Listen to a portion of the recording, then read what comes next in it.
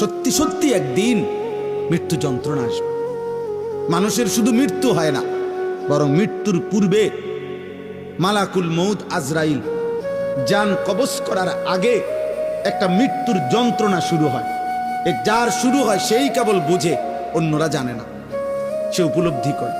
সাকরাতুল মাউত বলে এটারে। কি বলে? মৃত্যু যন্ত্র। তাফসীরের মধ্যে আছে, এই পৃথিবীর সবচেয়ে বড় ইমানদারও যদি হয়, তিনি যদি নবীও হয়, তিনি যদি রাসূলও হয়, তিনি যদি সর্বশ্রেষ্ঠ রাসূলও হয়, তারও মৃত্যু যন্ত্রণা হয়। আবার সে যদি সর্বনিকৃষ্ট কাফেরও হয়, তারও মৃত্যু যন্ত্রণা হয়। সাকরাতুল মাউত থেকে কারো মুক্তি নেই। মৃত্যু যন্ত্রণা নবীরও হয়েছে, উম্মতেরও হয়। মৃত্যু যন্ত্রণা খুদ আমাদের নবী সাল্লাল্লাহু আলাইহি সাল্লামেরও হয়েছিল। মৃত্যু যন্ত্রণা পৃথিবীর নিকৃষ্ট কাফেরদেরও হয়েছে। কিন্তু উভয়ের মৃত্যু যন্ত্রণার মধ্যে পার্থক্য আছে, অনুভূতির মধ্যে পার্থক্য আছে।